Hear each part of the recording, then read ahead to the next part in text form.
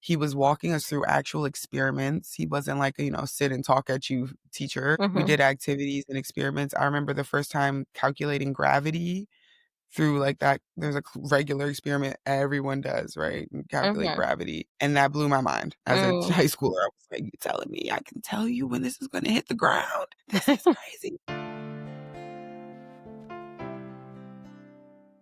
So, welcome to another episode of Learning for Truth and Love. Today we have our guest, Dr. Simone Hyater-Adams. We have a different kind of guest today. We have a physicist and who has chosen a non-traditional route even after becoming a physicist. And so I'm excited to have you as our guest today. So welcome. Thank you. Thank you. I'm excited to be here. Thank you for having Awesome. me. So, I'm so excited about this conversation because I always like to have these out of the box conversations where people did something a little different, and I can see people benefiting from your journey. So, why don't we start off by having you talk about yourself and talk about who you are? Oh man, so who I am. So I come from a family of musicians. And so that is always the first thing I think of when it comes to who I really am and where I started. I come from a family that has roots in Maryland and Virginia.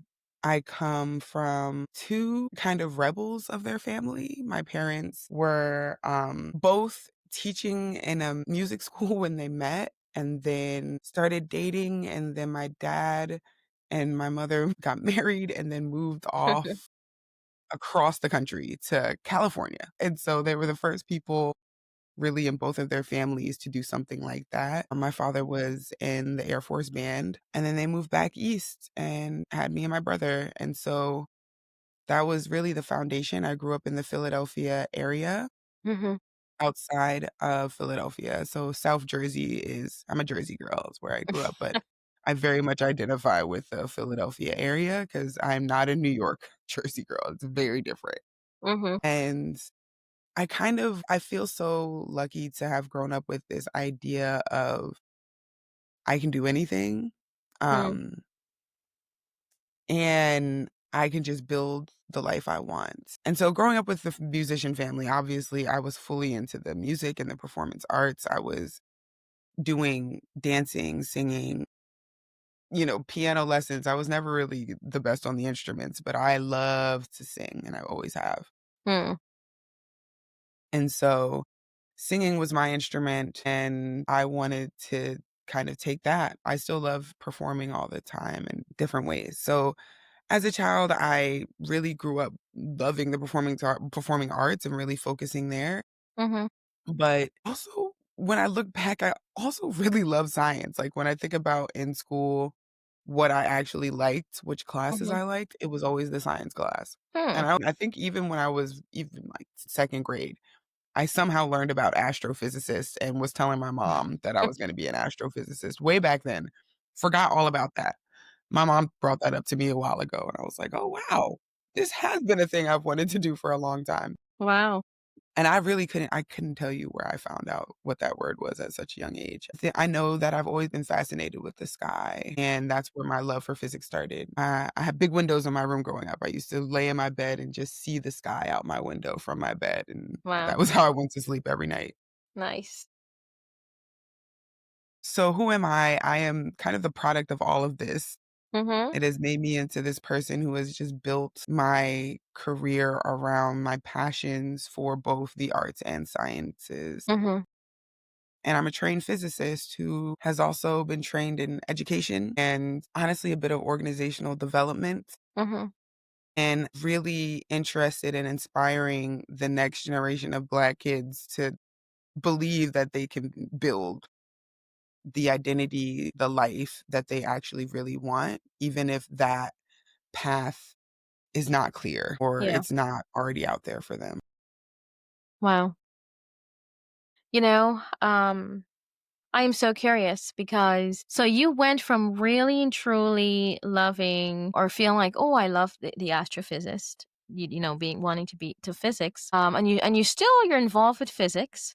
I'm so Mhm. curious about how your feelings changed from that moment because you took a kind of a different route, right, from what you initially intended. So tell us about, how your feelings, even about physics, changed. Maybe even relate that to, well, start with telling us how you felt about it, how it changed over time. And, I know you do work in identity as well. So tell us about that journey and what shifted in your exploration of physics. Yeah. Oh my goodness, so much. I mean, Mm-hmm. physics, like many people, have this story where you usually don't take physics if you're lucky until high school, Mm. and many people don't even take it then, excuse me. I basically let me see, it was my high school class, my junior year of high school, that I got excited about physics to discipline. I'd only knew that I wanted to take the physics class because I knew what physics was, and I knew it was hard, and I always wanted to be able to say I took the hardest class in school because I was just one of those kids. And so I took the class and didn't realize that I would enjoy it as much as I did. Interesting. And wha it I mean, everyone else was having a miserable time in this class. I was having the time of my life. The teacher entertained me in ways he did not entertain dry humor is really just my thing. Oh, I'm so And so curious he was here. like a really dry guy who I just thought was hysterical. He was walking us through actual experiments. He wasn't like, sit and talk at you teacher. We Mm-hmm. did activities and experiments. I remember the first time calculating gravity through, like, that there's a regular experiment everyone does, right? And calculate Mm-hmm. gravity, and that blew my mind as a Mm. high schooler. I was like, "You telling me I can tell you when this is gonna hit the ground? This is crazy," you know? And so I just got so excited about it in that class and knew what it was, right? Knew it Mm-hmm. was something I could pursue, was thinking about college. And so I think at that point, even though I had been on this kind of theater route. Like, my mom was, like, looking for theater programs for me at this point, ready to, like, The musician.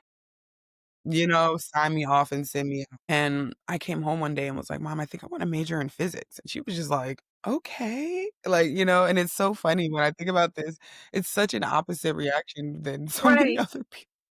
Right. They're pushing their parents are pushing them into STEM, right? I'm like, "Oh, it was so funny." It really I think my mom's story, right, is that opposite story, right? She Mm. was being pushed out of her artistry as a child. She had to Okay. fight to be the artist that she is today, Wow. and so to hear me, the kid who loved the arts, and she was so excited to continue to support that for me, Mhm. to just turn around and be like, "Nah, science, like, actually physics." She was like, "I know nothing, right, about physics. I don't know how I'm gonna support you. I don't know how I'm gonna be your biggest cheerleader here because Mm. all of my connections, everything I know about is in the art." Mhm. Wow. And so I think that was really that moment for her. But I ended up choosing physics. And when I was in high school, I had a lot. I mean, I think my freshman year of high school, I was doing like the school play. I was playing varsity lacrosse, and I was in like all those the advanced classes, right? Like I was like doing all of these things at once. And I remember having to make decisions at that point, and I decided, like, to not pursue theater in that moment. Instead, I just continued to do the choruses, and I was taking classes during the day, but I didn't do the school plays because it conflicted with my athletic schedule that I was way more committed to. Alright, I was absolutely an athlete in high school.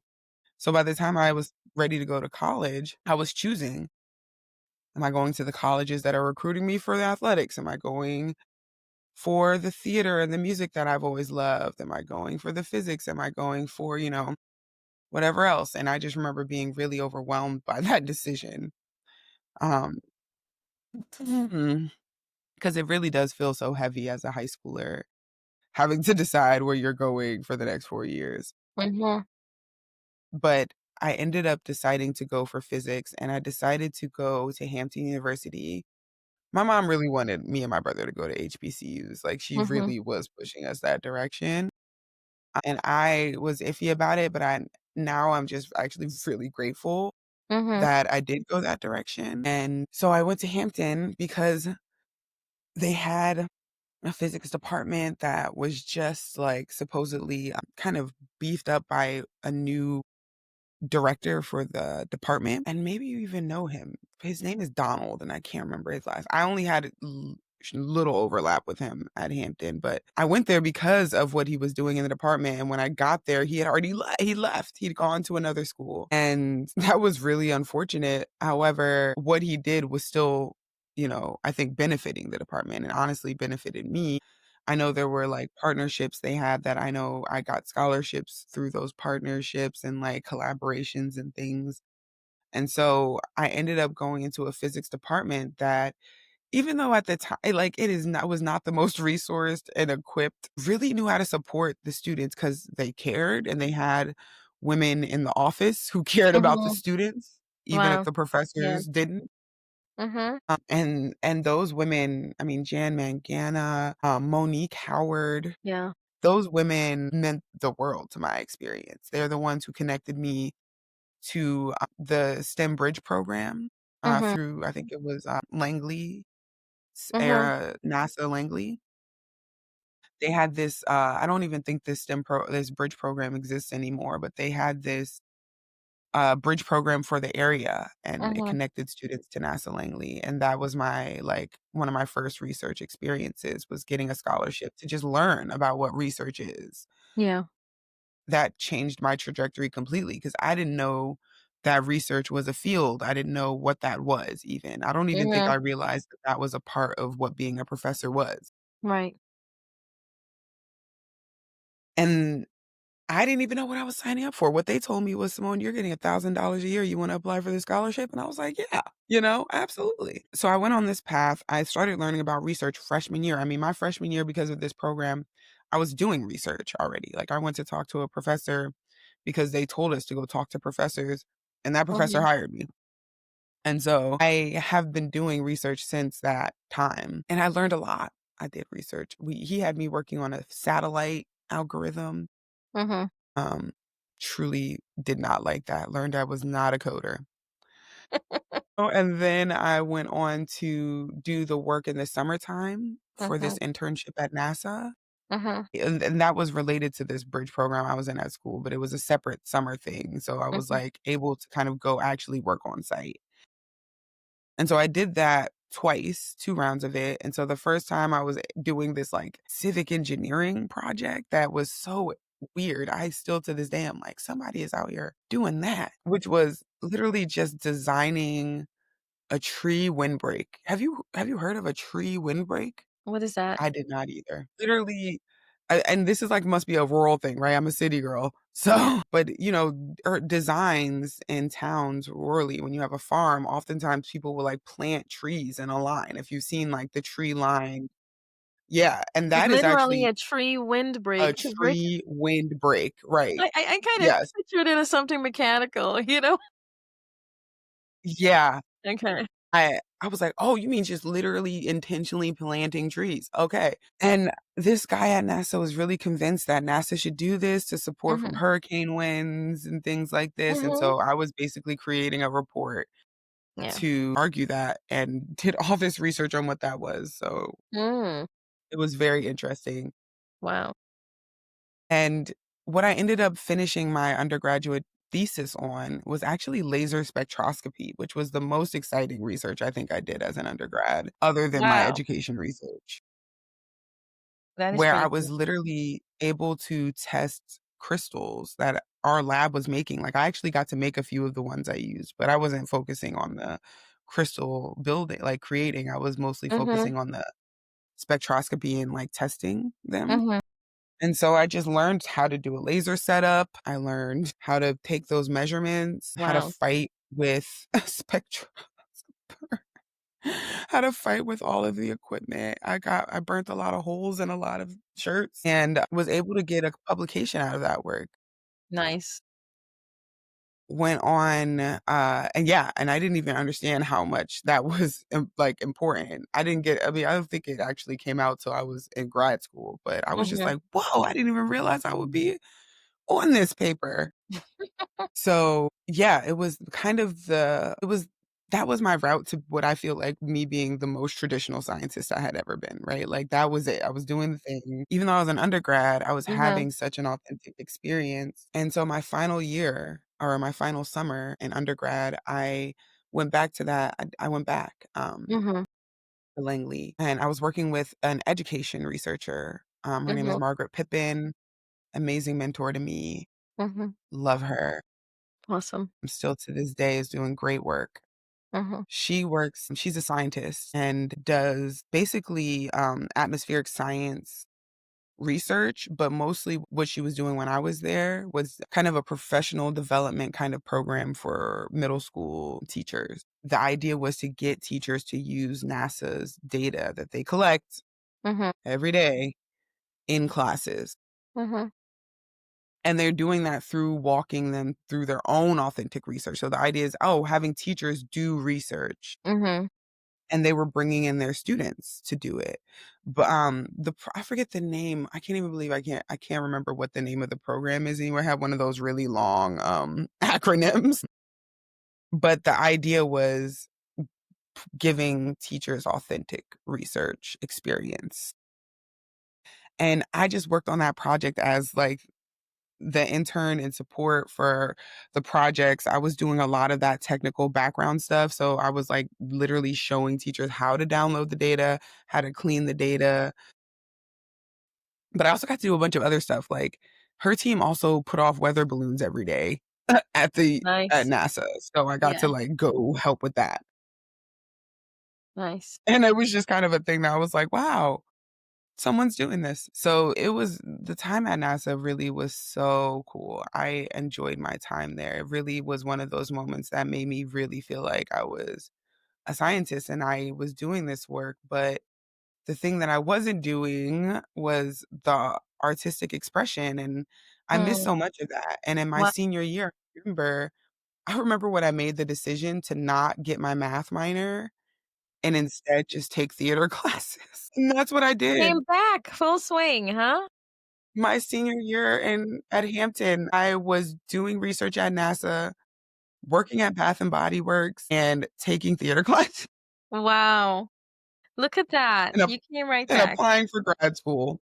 Yeah.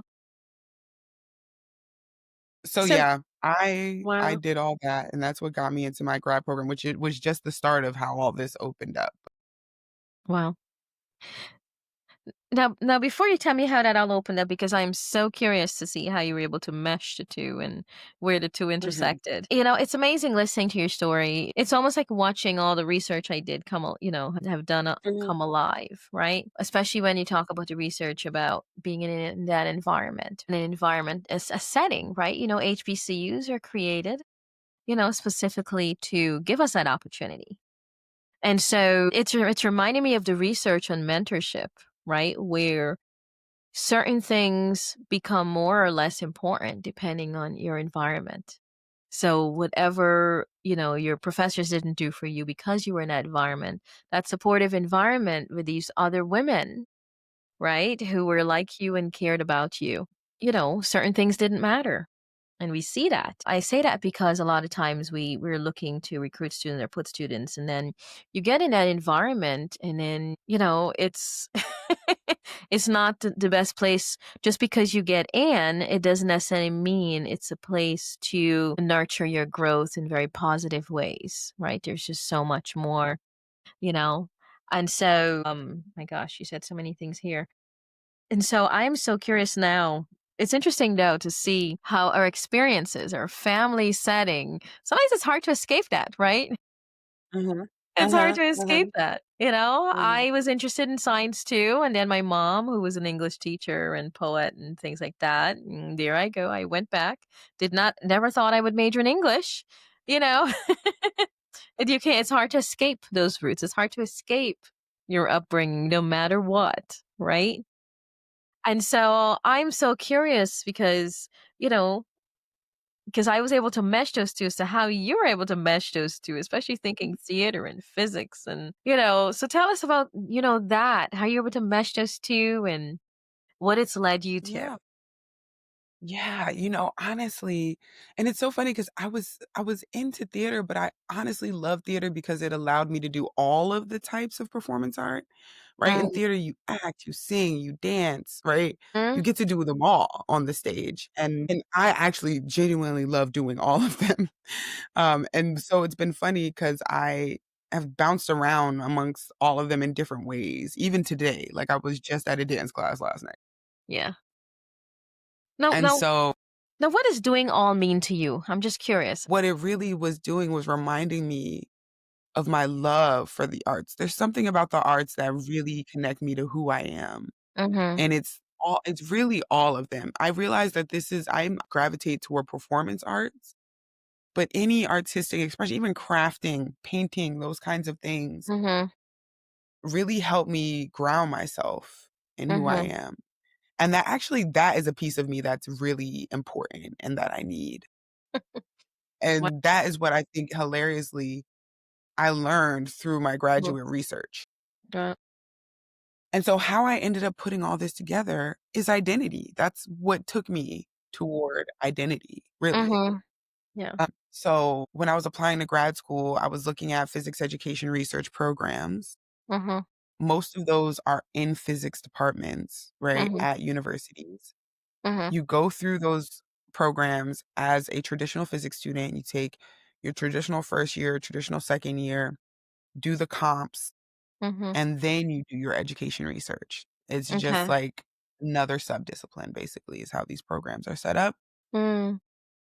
And so I was looking at the big ones. There's particular universities that have really like bigger programs for this. And when I went to search, CU Boulder was the first one to come up. It actually has, I think, still one of the biggest PER programs. Hmm. And I was like, Colorado. Like, I had never thought about that state before, and I was Mhm. like, "Ugh," I'm scared. I don't know if I want to go there. So I was like emailing people. I went to go visit since I kept hearing, and I think there was actually another Black woman at NASA who really convinced me I should just go check this school out since it's saying it's the best program. Yeah. Because she had gone to CU and I never heard of a Black person from Colorado. And so I was like, okay, let's go see. I literally cold emailed from my NASA account because I was not stupid. Mhm. And was like, "Hey, interested in coming?" And I was able to actually go present to their research group as an Mhm. undergrad and talked about my senior thesis there, Mhm. on this trip. And then they, took me around the department. I was able to chat with Noah Finkelstein and, Steve Pollock, who were the 2 kind of leads of that group. And it was really, like, super interesting because everyone was so nice. But it was also, like, the whitest place I'd ever been in my life. And so I'm like, I'm coming from an HBCU, you know? Yeah. I was like, "This is wild. What is this?" Um, I Mhm. mean, 'cause I think me and my mom were counting the number of Black people we saw over this trip, and we Mhm. did not get above 10 Yeah. for the whole trip in the state of Colorado for that long. It was wild to me at that time. I was like, "Ooh, I don't know."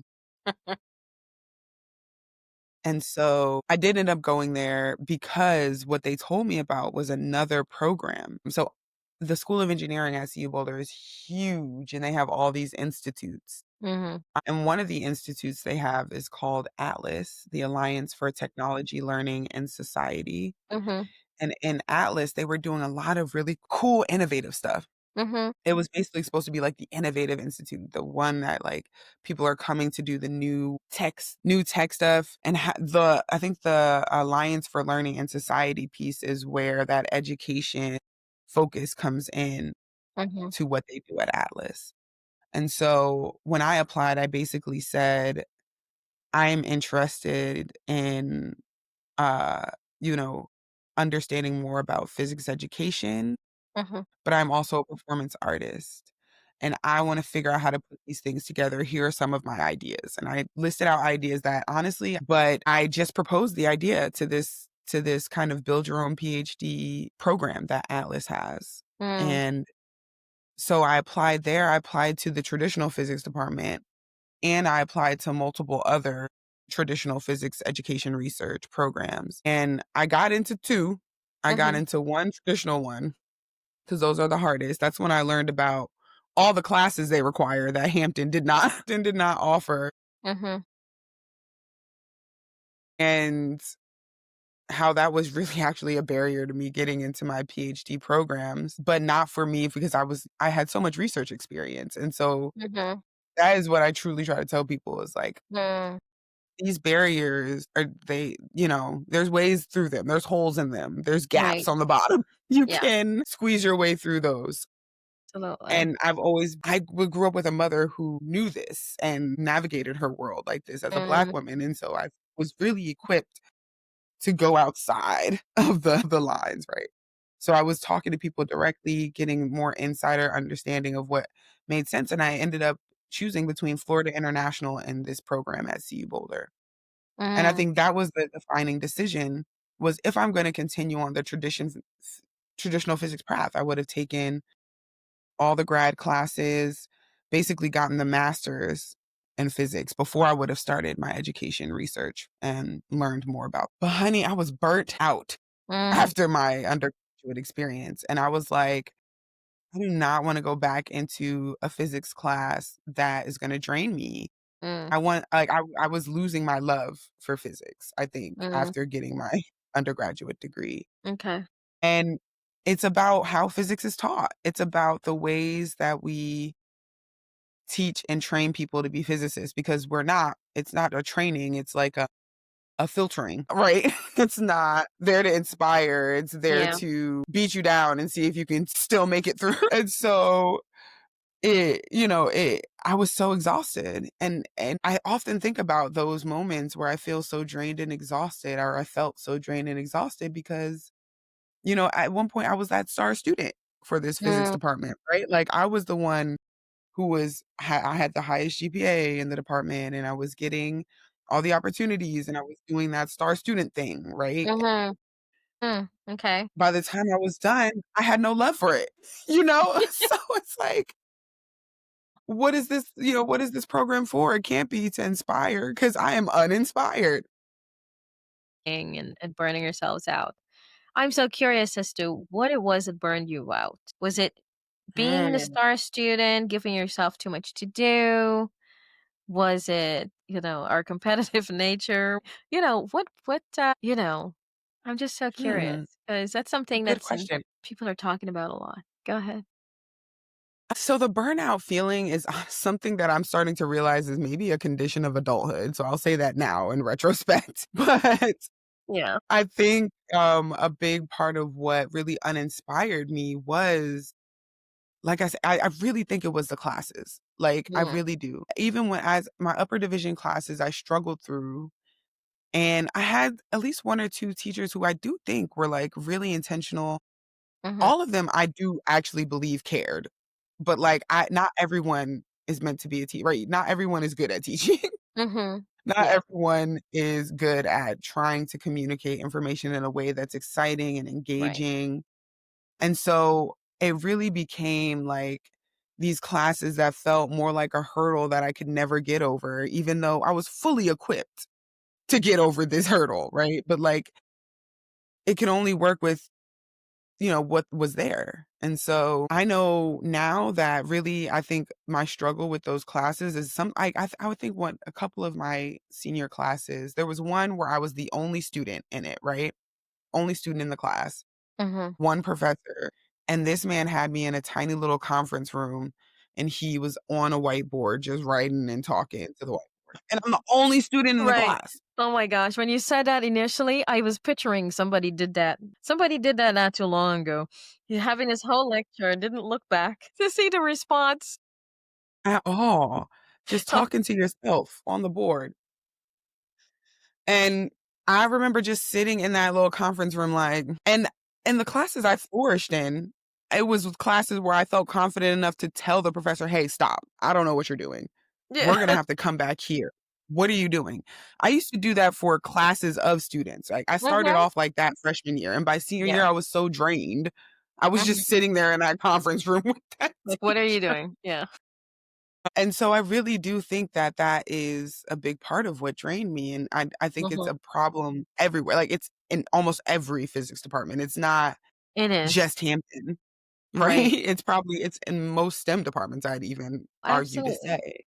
And not just STEM, it's just Right. it's one of those ego things where you talk on.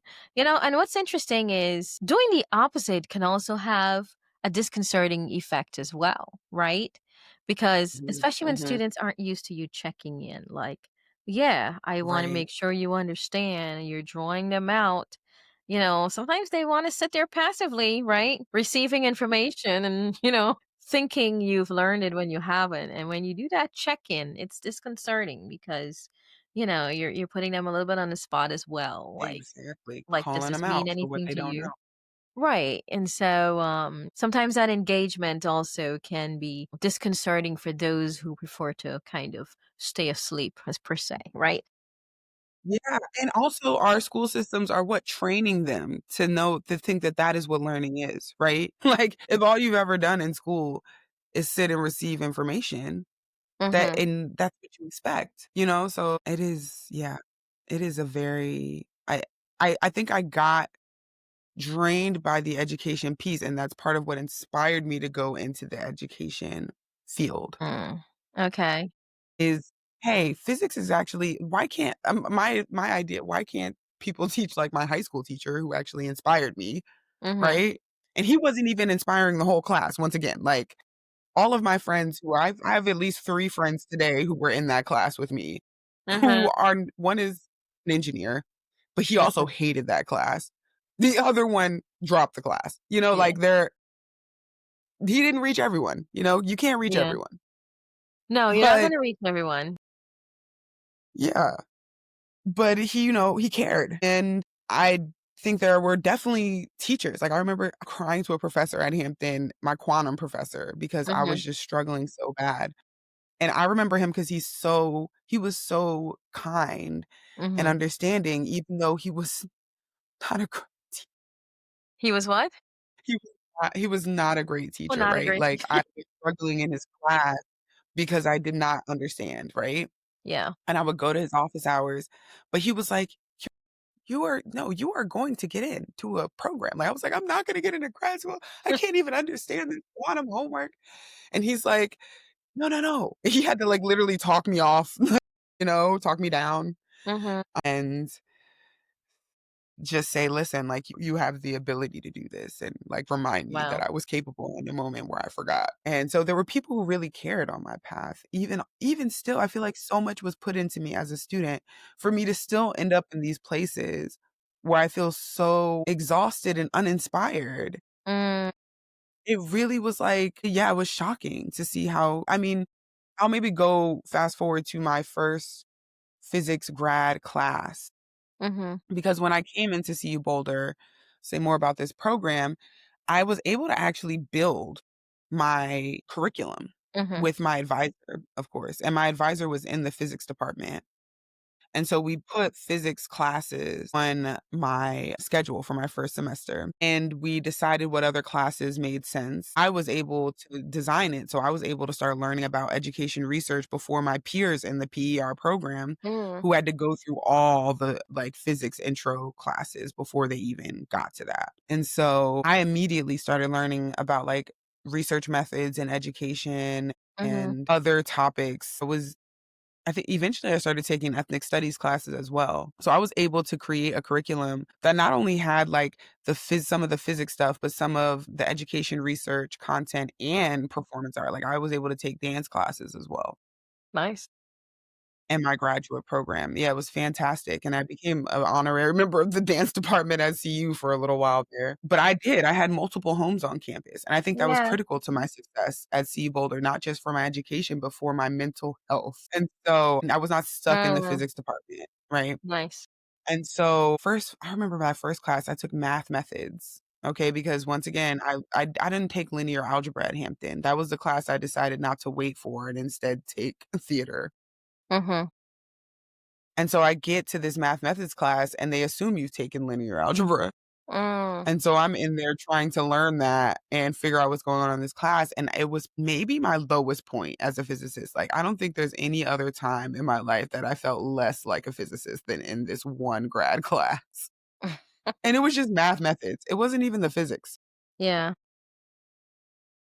But it was like we said, it was like the first day where I know this lady probably meant so much good, but first day she just gives you an assessment. And that assessment, I remember looking at it and feeling like, "Holy crap, I don't know anything on it. I don't know what Mm. this is. What is this?" think I Mhm. might recognize, like one of these. I don't know if I answered one question on that assessment, Wow. and the rest of the semester pretty much just went like that. At one point, I was sitting in the classroom, and the whole time I was just like, "Why am I here? Why am I here? Why am I here?" Mhm. Like, it was just yeah. It was so like, moralizing. Mm. And I remember feeling like I just couldn't do it. I was also teaching, I was TAing for the intro class, and I just yeah, I was doing a lot. Once again, I was one of those students that did everything, and so I was TAing for classes, I was doing research with an after-school program that was funded as an NSF Physics Frontier Center. Jilla is a part of the physics department at CU Boulder, and as a part of the Physics Frontier Centers, they have to have, like, an outreach component. Mhm. And so there was a postdoc I worked closely with as a grad student, Katie Hinko, who ran their after school program and then also did research on it for the PER research group. And so that was where I was assigned a research assistantship. And so I was running those outreach programs, TAing, and I was in full classes for my first year. And then I think I picked up an additional class to teach one of these semesters as well. Like, I was teaching the support class to the intro class to, like, the students in the academic kinda success center Mhm. that they had on campus. Mhm. And once again, doing a million things, it was very, very draining. I think I worked myself way too hard my 1st and 2nd year because by the time I got through to my spring semester, I was kind of that was burnt out really Mm. bad. I've been burnt out at least twice in grad school. And it only took a year or 2 to get there the first time, and I considered leaving. But my research at that time was kind of starting in the outreach program and moving toward me thinking about identity already. I was interested in this idea of what it means to be a physicist in this moment where I felt like I was stripped of the identity, right? Like, I felt like I just did not belong at that place. I Mhm. didn't feel like I belonged there at all. Only Black woman, really only Black person most of the time, and didn't feel like I knew as much as everyone else, and you know what that stereotype threat is? It was just stopping me from being able to advocate for myself and being able to learn, and it was deep rooted. Like, I feel like I had been able so easily to break through that type of anxiety to, like, learn. Like I told you at Hampton, I was getting up in front of the class like, "Excuse Right. me," and everyone else in class would appreciate it, right? Like, you know how Mhm. that goes. Like, everyone in Yeah. class is like, "We also didn't know," right? Like, Right. they didn't know what was going on either. But I could not do that in that math methods class. I would go to the office hours. I even started a study group, and then I Mhm. sat in the study group at my desk because I was scared to ask for help. I just don't even know. I felt like I was broken. It felt Hmm. like I was a broken I'm so curious because first you said, oh, it was welcoming, right? An environment, and I'm curious about it too because I do research and look at belonging and identity as well. And so I'm curious about what changed. And I know, was it just that one class there? Was it just the feelings of not I'm not knowing and everybody knows? And like where did it start in terms of you not feeling you can advocate for yourself? Did something particular happen? Um does Mm, something stand out to you as a moment, you know, of realization or something? I'm just curious. yeah. I don't know if I can think of the exact moment. I think Mhm. when I really analyzed that moment for myself, Mhm. I think it had to do with a lot, a lot. There Mhm. was a lot going on in my world. I mean, personal life, Okay. just moving across the country, right? That was the first time I'd ever lived so far from my family.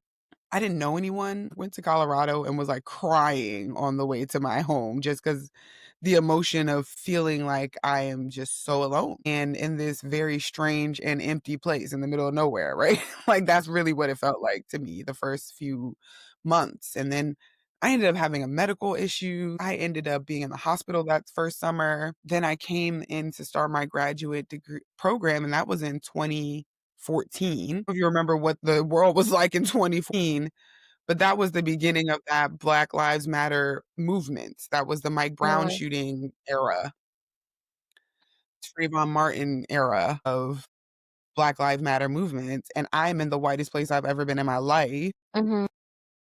And so I'm feeling the weight of the world around these happy-go-lucky white people, right, who are just living their best lives. Right. And I am drowning, right? Like, Mhm. and I think there was so much. And I don't even have my community because 'cause I'm across the country. Right. And so I don't think I put all of that into the bag then when I was Mhm. thinking about what was really going on, but when I look back, I'm like, "That was actually just a lot, Mhm. objectively, to be Yeah. going through at once." Yeah. Wow. Yeah. Yeah, it sounds like it. Mhm. Mm. It's something that I try to reflect on myself, Mhm. going from different spaces. I did the opposite that you did, Mhm. Well, I shouldn't say that. I kinda did like a little V, like, and then return to a similar space. Yeah, because Yeah, it growing up was in a Black environment. I was just saying, yeah, it's a lot. Yeah, absolutely. Growing up in a Black environment and going to, an Ivy League where, it's a white environment and then going to an HBCU, that was my I That was mean, your path. right, but the HBCU was for work. It wasn't for, education. Okay, yeah, and I know that's probably a different culture shock that way. But yeah, but, it felt like going home. I've spoken to faculty who were first time at the HBC in the same place, and we all equated the same thing. We're like, "Wow, this just feels like coming home," right? Or people are getting killed. So it's like, who am I going through this with? Right, right, Whereas when you're in right. that environment, you're not the effect is different because you have a different level of support. But yeah. But I do want to start talking about currently, because just to let you know, Dr. Hyater-Adams, we met because of my work in research for a phys program. I've had to seek creative ways to find support for the kind of work I do, focusing on Black representation, right? In Yeah. science and in the science curriculum. And so, can you fill us in? What place Yes. all of that experience brought you to that you enjoy? Yes, yes. Yeah, I feel like that, yeah, we've talked about maybe half of the journey. The research part is, kind of I feel like I veered off from that It's so far, fascinating. It's awesome. Yeah. but I definitely developed a deep understanding and, um, interest and a kind of appreciation for work on identity Mm, through my studies of, like, the Black experience. mm, When I was in grad school, I always say I used to joke and say I didn't know I was Black till I moved to Colorado. It is a joke. It is a joke that feel or felt so real at the time I'm because sure. I knew what it meant to be Black, but I didn't know what it meant to be really like Black in a only Mhm. all white space, right? Like Right. that's when your Blackness becomes the most apparent. Mhm. And I even learning that, really understanding that the Black folks on the East Coast that are folks like who grew up like me are very different than the Black folks who live in Colorado, right? It's just Mhm. very different Black communities. Yep. Definitely. So even when I found Black folks, they weren't the Black folks who grew up like me. Mhm. And so I was starting to learn about those different experiences, and that's what got me into that. Mhm. So I went into my research with the idea of, okay, how can I like put performance art and physics together? Well, I can try and teach physics using performance art. Maybe Mhm. I could somehow write a book about it. I had an idea to do a show, which was why Atlas really was excited about this, the director. I did not Mhm. do it. But I was thinking about doing, like, a Big Bang Theory, but a different one that shows, like, the non-traditional setup for physicists, right? And, like, have the dumb blonde be, like, a white blonde guy instead, and all the physicists be women of color. Mm. And just I was like, "I would rather watch that show." And so I was, thinking about all these ways I could put these things together, and when I started taking these education classes and I started reading the work of, like, Naila Nasir and like some of these educational psychologists like Levin Wenger's community of practice Mhm. work, but also learning about a lot of these ethnographic studies around like what education has been for folks of color. Mhm. And I just started realizing that these like imposter syndrome, these things that have been blocking me on my own educational journey is like baked into the institution. Mm. Like these things are by design and there's actually a lot of work that needs to be done Mm. with our education Yeah. systems if I'm going to somehow make this world easier for the next me. I Mhm. need to really think about this. Mhm. And so learning about development of identity and how education actually does a lot to help us shape how we see ourselves and who we Mhm. are. Yeah. Um, that's what kind of got me into it. It also I became a very, very ingrained in like the social justice movements while I was in Mhm. Boulder. I mean, I was part of those organizing meetings. I was going to protests. I was doing a lot of that type of work as a student. Mm. I was doing it in the community and on campus separately, right? Like I Mhm. was also organizing things with other students on campus. And so my work kind of became so it's shaped into that more if I'm going to do anything in this world, it's going to be through this social justice lens because there's so much that needs to be done. I can't be doing work that isn't pushing that forward Mhm. somehow. And then I realized that where these two things come together in me is within my identity, right? Like who I am has always been a scientist, someone who's curious about their environment since I could speak. I was asking about the world around me, as many people are. We all are, if you ask me, scientists from a young age.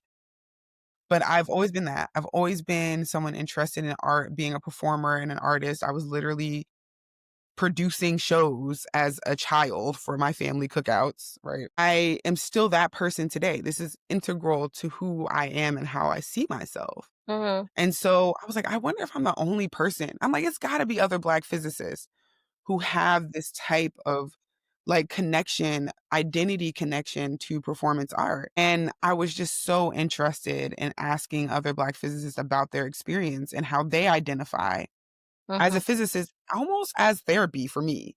Like, I Mhm. just needed to know I wasn't alone. And I Mhm. quickly discovered I was not. Okay. Yeah. And so my research project in that period of time that I told you I was burnt out, it was my second year, second semester of grad school. And I was the postdoc who I was working with was on maternity leave. And so another woman of color who was Venezuelan, Claudia Fracchiola, she works at APS now. She came in as a postdoc and kind of filled in for me. And having her also changed my world. Another woman of color who changed my world because she gave me the explicit permission that I did not have from my other advisors to just do the research I wanted. Yeah. And that's when I started interviewing the Black physicists and started my Mm. work. And that journey led me through understanding the frameworks and the way physics education researchers talk about identity. Mhm. My critique of that was that it felt so internalized and did not talk enough about those external factors that I know heavily influenced my experience of how I saw myself as a physicist. Like I was a physicist at Hampton. A summer later, I moved to Colorado and was stripped of that identity in one semester, half of the class, right? Mm. And it wasn't even a physics class. I keep thinking about this. This was math methods. It's so It's like a lot of physics and math, right? A lot yeah, of math and physics as a well. lot of math and physics. So Absolutely. I knew that these external factors felt like night and day for my own identity. And so I wanted to find a way to create a framework for this that really amplifies those external factors. And so my research did that by basically using the framework that was being used, which an augmented version of the science identity framework from Carlone and Johnson researchers, I know. Yeah. science Mhm. education researchers. Mhm. Zara Hazari, a professor who Mhm. was at Florida Absolutely. International, Yeah. and that's who I was going to work with actually if I had gone there. Yeah. Uh, Wow. I know. I Yeah, was she's really amazing. excited to go there and work with her and Jeff. Yeah. And sometimes I wonder what my life would have been if I'd done that. But I still use her framework that was augmented from that, and they used it with the kind of, they use big data with that. And I tried to use it with a framework created by Naila Nasir from Berkeley. Mm, I think she's now like the head of the Spencer Foundation, but her work is around math education identity, which I also did a lot of research into for my work, especially once again, my own story with math, right? I have mhm, my own math story that I didn't even get into, but is actually a deeply rooted thing for me. I think my math, it was in fifth grade when I learned that I wasn't good at math because of a teacher being racist, basically. mm, And so many Black folks have that experience with math. yeah. And so Naila Nasir had this framework that kind of situated the environment's resources that are available or not, right? If the resources in one's environment that can be there to support your identity in math, Mhm, and kind of analyze that as a part of her framework on mhm. identity Wow. rather than the current physics identity framework that focuses a lot more on those internal, how much do I believe, Mhm, measuring how much I believe I'm a physicist, right? mhm, And so I tried to put those things together to try and create a fuller picture of mm, what is impacting physics identity. And so that was what my PhD research ended up being theoretically, was that framework work. mhm. But how I used it then was to then try and design an outreach program, because I told you I was doing the outreach program work Right. to support identity. Like, so what do I need to have in the environment of my outreach program to Mhm, support identity, to support physics identity in these Black mhm, students? What do I need to make sure is there? What do we have to make sure we're, like, giving students opportunity to build identity in? mhm, How do we get them to believe that they can do the things? How do we get them to believe that they can understand the things? mhm. And how do we get them to be interested in the thing? Yeah. And how do we give them recognition for it? Those are the 4 kind of components of the physics identity framework: competence, performance, recognition, and interest. Mhm, And trying to use Naila Nasir's framework to guide what those resources should be. Um, and that is what my dissertation was. I was my program design. I ran the program twice, and the framework and the study. I also I have in there the work around identity and performance for adult physicists, which everyone I interviewed had some type of, I think it was maybe with the exception of 2 people now that I think about it, had some type of performance background mhm, from childhood, and saw direct links between that performance background and how they identify as a physicist, and how they all talked about using those skills, right, in their pursuit of their physics degree. wow. And so, yeah, my work was kind of all of those things, right, now compiled into this dissertation. And along the journey of grad school, because I was also so involved with the politics of the school level, right? I mean, I'm like, I have eaten with the what is it? The president of the school. Mhm, The chancellors know me by name, right? I'm working in all of these places on campus.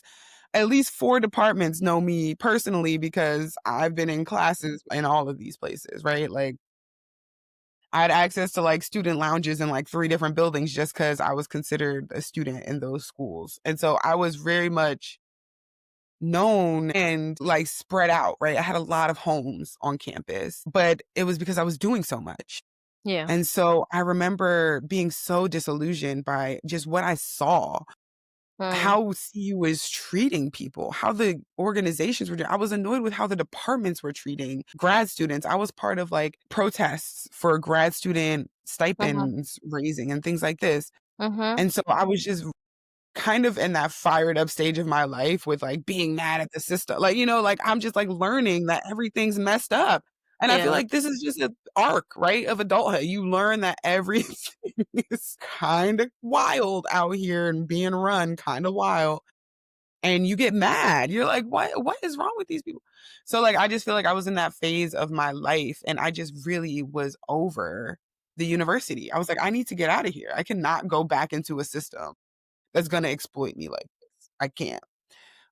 So when I graduated, everyone thought, "Oh, go the postdoc route." But when I looked at that as my option of continuing along this exploitative path, like, you want me to be paid? This postdoc is maybe the most exploited position in the academy next to the, what's it called? The people who are adjuncts who get really nothing, right? And so I'm like, this doesn't make any sense, all the way. And the whole point is to get to tenure where they say they can't fire you, but I'm watching tenured professors around me get fired all over the place. So it's like, what is the actual benefit? I could not see the benefit as a student to continue on the academic path. I had worked a lot with APS outside of just because, once again, I just find myself in these places. I'd be at a conference and someone's like, oh, let's go to this committee meeting. Next thing I know, I'm doing a session for the next year's conference. Like it is been like that the whole time. And you know how you just fall into that in academia. And so I ended up being in these spaces and learning about those roles behind the scenes. Mhm. And I was like, you know what? Maybe I need to. I think I wasn't even planning to apply to work at APS, but I left grad school even more burnt out than the first time I was going to quit. And just went and stayed with my grandma in Maryland. And I was like, Grandma, I just want to sleep. Can I just sleep at your house for like a year? And she was like, yeah, sure. But I have a black grandma, so that wasn't real. That was not a real offer. She let me sleep at her house for a month before she was yelling at me to get out of bed because I was sleeping into. She didn't realize So you meant literally a year. No I'm like, Grandma, I literally could sleep for a year right now. ovaries. And that was how burnt out I remember describing to people how I felt by the time I finished my degree as an empty lotion bottle that you gotta, like, try and cut open to try and get the lotion remnants out of the sides because you forgot to go buy a new one. That is how I Yeah. felt. Wow. Drained, empty. Never thought of that analogy, but burnout recovering can take a couple years because there's so Yeah, much, you're recovering on so many different levels, right? Emotionally, physically, mentally, and your biology is catching up to you, and you're catching up to your biology. So, yeah, yeah. And yeah, and then the opportunity at APS happened. Yeah, and the national mentoring community is where I started at APS working mhm, with that program okay. and ended up going that path because programmatic work has always been an interest of mine. I mean, I had been doing it since before NASA really, but that was my first time being really in a leadership position and something like that. Okay. But it taught me how to do program development. I had already, tried to create programs at that point. Mhm, And program management was not something I really ever learned mhm. Yeah, explicitly. So I learned about it in this role. yeah. Most of us do. Right, right. You know? Exactly. So I ended up going on that path mostly because by the time I was done with my grandma yelling at me, I was like, "Okay, now I just gotta go find my own house that I can potentially sleep in since grandma's not gonna let me sleep here, for real." And I decided I needed to go on ahead and get a job and figure out, what my next step was gonna be. And that was in 2019, right? Mhm. So shortly after that became the pandemic. Yep. Right So after that, yeah. that was a whole nother different and it put me down. Honestly, that pandemic was divinely timed for me because I needed the amount of rest that I could get during that Mhm. time, even though it was full of a fully different anxiety, right? Yeah. You got to rest, yeah. But I can I understand. did actually rest more, and I did not do a lot of my passion during my time at APS. It was mostly me doing a job to get by for that moment. Mhm. And I basically found STEM from Dance, a nonprofit in New York, while I was at that job and got so excited reading about this organization that does dance and STEM programming. Basically, the girls code their costumes or whatever technology they use to perform. And I was like, wow, there's someone out here doing this. This is what I've wanted to do, right? Like, I'm trying to make these programs Yeah. that put these things together. And I applied to be their director of programs and got that position unexpectedly. Did not expect to get that position so early, what felt in my career, even though yeah, that's a whole nother thing. But I got that position, relocated my whole life to New York City Mhm. and then did not have a great time again. I was like, that organization was a struggle for me and like my needs in order to work. Unfortunately, it was like kind of a really hard time in a different way. Mhm. I went into it thinking I was going to have like another supportive environment. It's an organization that was created by Black women, right? And it was all women on that staff when I worked Mhm. there. And I was like, fine, oh, this will be different. Even from APS, which I also have my own critiques on. I'm a bad person. I'm gonna come in and give you my opinion and I'm gonna help you, try and make changes. And so I was in APS doing the same stuff I always do, working with the HR department. I did equity trainings for them as an employee. And so I went to this place and this new leadership position and thought I was gonna have coaching and mentorship into that. It was not that. This woman was actually looking for someone who would kind of pick up and just run the machine the way she wanted it run, right? And I'm like, I was hoping I was coming here to be a director, which means I would direct. I don't know, like I would have some say in what's happening around here. Yeah, infrastructure. And yeah, it was not that. And honestly, this is that lady's baby. I was like, I will let her do what she needs to do, and I had to gracefully bow out Mhm. from that organization. And I still love the work that they're doing, and I know that there's ways that I wanna work in this world, and it just did not align with the way that they were working. Mm. But the way that I ended up leaving that organization was really, like, hurtful and kinda put me into a whole 'nother kind of questionable place where I was Mm. questioning myself. And it was another time where stuff was happening in my personal life. My mom had recently been diagnosed with cancer when I left that organization. I had to shift into a caretaker role with Mm. her. Wow. And so it was just, life was lifing. Mhm. And I ended up leaving that place. And I decided, I went and got this PhD. I can build my career the way I want to. That's why I did that work. I don't need to struggle really. And no matter what I've done, there's been people who've reached out to me for work. And so I've never felt like I couldn't find work. And I realized that in this time of my life, and it was freeing because there's so often we push ourselves past our boundaries because we Mhm. have to for our livelihood. Yeah. And I realized that I did not have to do that. I have actually a support system Mhm. of people who can help me make sure I have a livelihood, Yeah. and I can just figure out what to do to make me happy, and that's actually a really rare thing, I think, to have in this world, and I should really lean into that and use it and be grateful for it. Yeah. And I feel like that's what I've been doing ever since.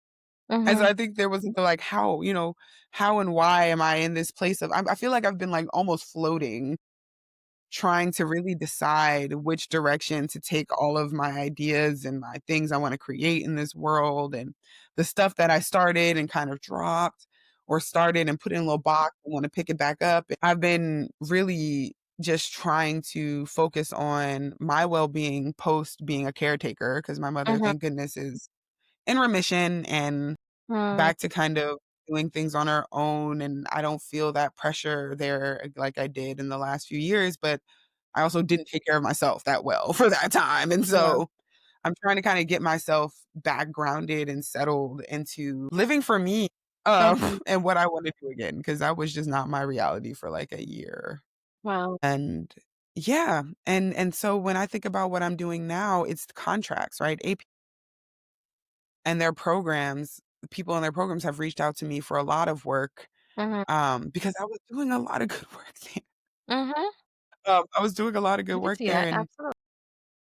and so I definitely all that hard work I did in grad school just kind of created this network of people who know what expertise I have, who Yeah. know what value I can bring to a space, and who Mhm. come to me for it. And so I've been able to really sustain life off of contracts without even going out and looking for work, which is something that I don't know of any entrepreneur who can really do that. No, your expertise is going before you. Yeah, that's awesome. Exactly. It has been really, honestly, a blessing, quite honestly, Mhm. and so I do feel like I'm lucky for that, and I know that I wanna build things intentionally, and so what I've been working on now, to get to the age-old question you asked me maybe an hour ago, is that yeah, I have a company, it's called Mega Imagination LLC. Not in love with the name, but that's what it is now. My Mhm. dog in my lap right now is named Mega. It's named after him. With the game Mega Mind. His name is Mega Yeah. Man, Uh, like the old cartoon, yeah. and I basically created this as a consulting firm, for all of the work that I do. Mhm. And so, just like I always have, I do a lot of types of work. And so with FizTech, they hired me as an equity evaluator. And so they started by basically asking for my support with a grant that they were writing, this grant that is now currently funding the work that you do. Mhm. And so I supported them in writing that grant Mhm. and framing their equity goals for the project. And then they brought me back to support them and evaluating them through that. And so that's what I've done with FizTech. And that has been I don't feel passionate really about evaluator work, I'm gonna be real. I do like research, and it can just be so tedious. The tedious work is the stuff that gets to me, but it's Yeah. always needed no matter what you do. Yep, I understand. So, yeah, but it is the work I've done with FizTech has been really gratifying because I don't I did a lot of equity work in my past. I felt like I was fighting with people, Mhm. and with FizTech, their staff, at least a few of them, I should say, are Mhm. extremely committed to Yeah. trying to make sure that they are being equitable and Mhm. I can see that. just. Mhm.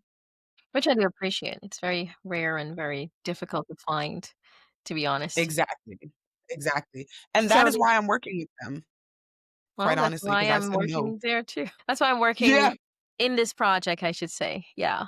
Mhm, I think, it becomes evident, you know, who supports mhm. who supports folk like us and who don't.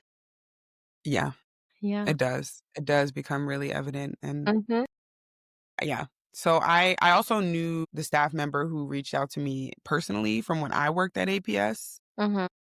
And knew that this was a person that I could trust, and that is part of how they even got me for the first time that they reached out. Because Mhm. I had become really picky with who I would work with at a time just from, when you go through so many issues, you have to be really selective to know, right? And so that is the work I do with FizTech, but I actually do a lot of work outside of FizTech. And I teach still. I teach little ones. I teach fourth through eighth graders right now virtually as a part of a position I have with a nonprofit. So I went from STEM from dance to working with a different nonprofit called Full Steam Forward, Mhm. and the working style of me and the staff there is just so much better. And I started as a contractor. And so I've been developing this relationship with them for like 3 years, and I work half time now. So I might even decide to go there full time, but we'll see. I don't know yet. You're doing a lot. Don't burn yourself out. I know. But once again, it's time to make that money, and I'm trying to rev myself back up. Yeah. I'm out of support mode. Yeah. But yeah, I'm interested. I do the work with the nonprofit. I'm still doing research. So the identity framework I worked on as a grad student, I'm using with a project that I'm doing with Texas State, Eleanor Close and Alexandria Cuichocho.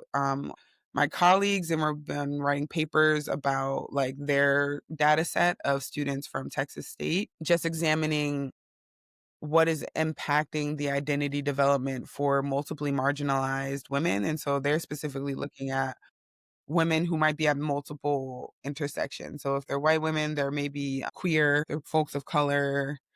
More than one point of marginalization is really the point of that work. And I know Alexandria has a real interest in the queer experience for Mhm. physicists Yeah. and physicists of color specifically. And I'm also really interested in that. I'm working on a resource letter as well with some folks for AJP. That's a queer physicist research letter.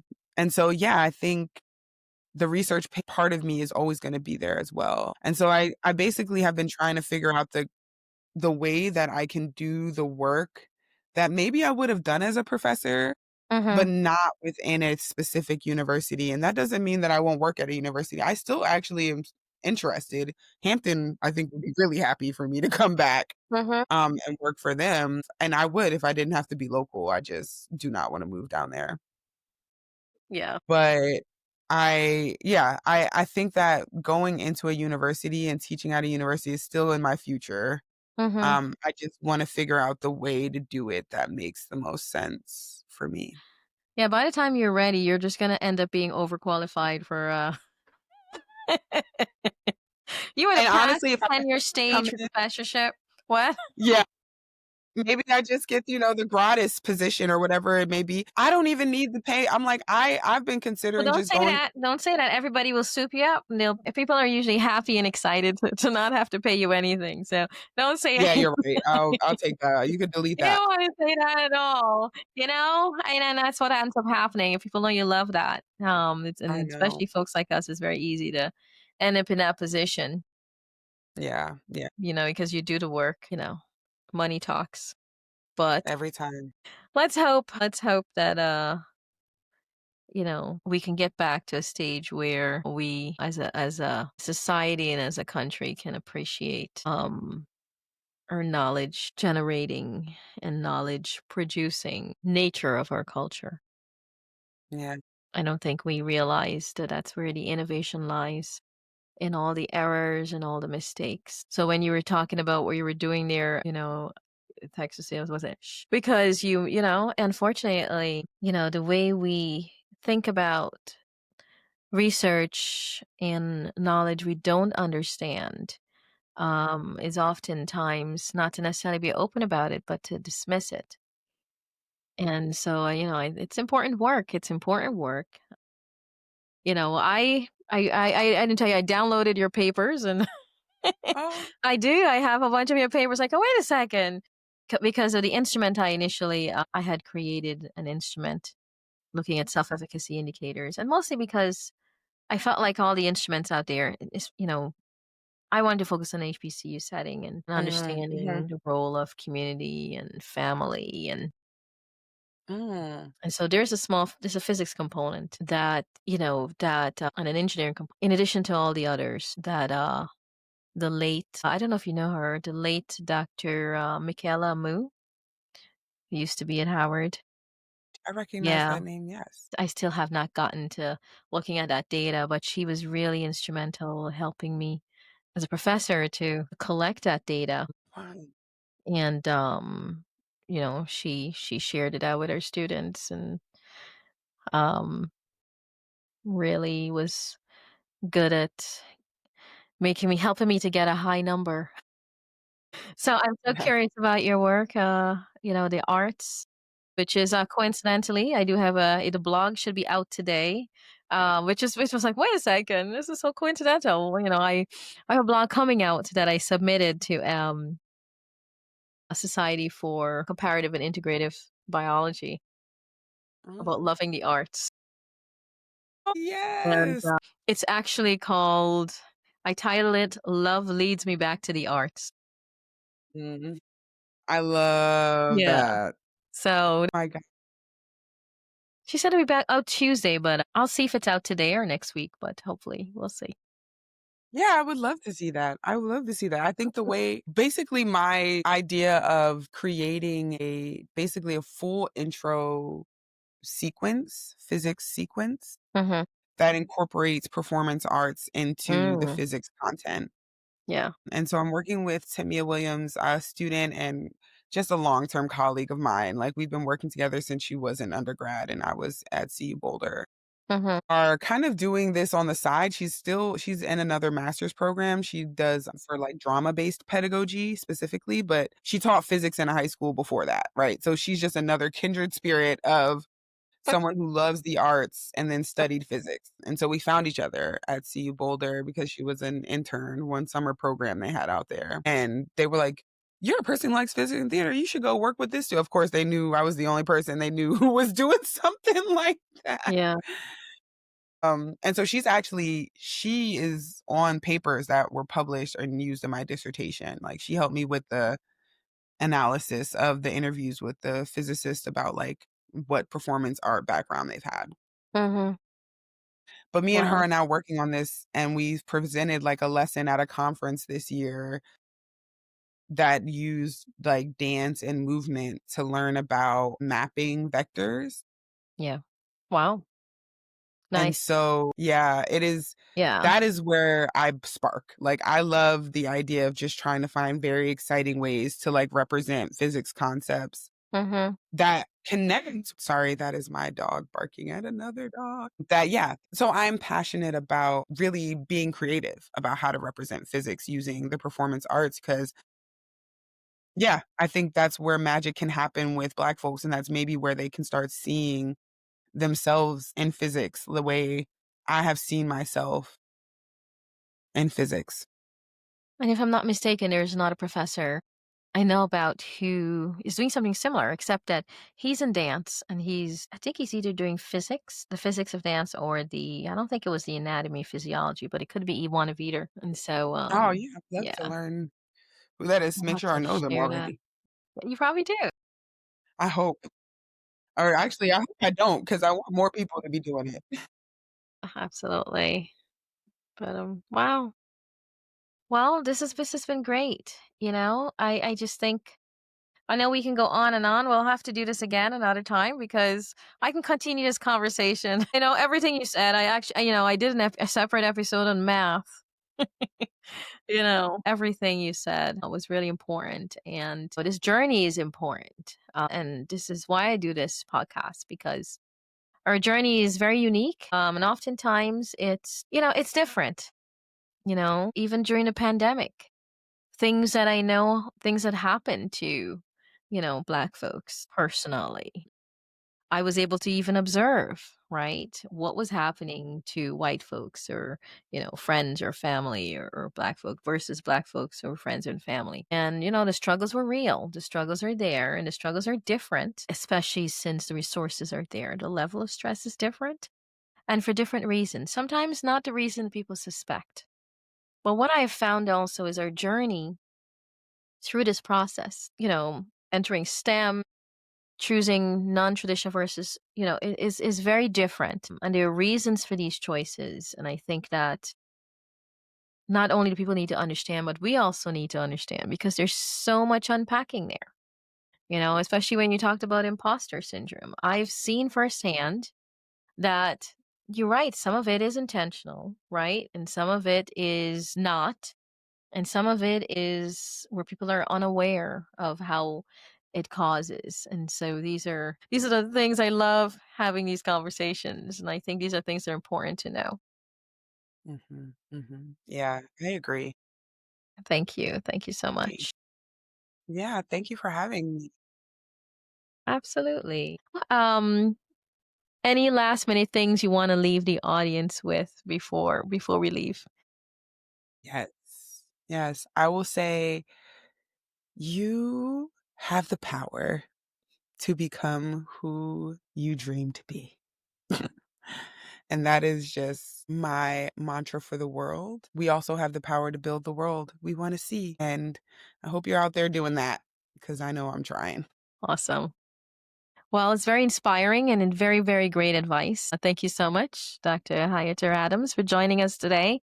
And if you enjoyed this episode, please like it and subscribe for the next episode of Learning for Truth and Love.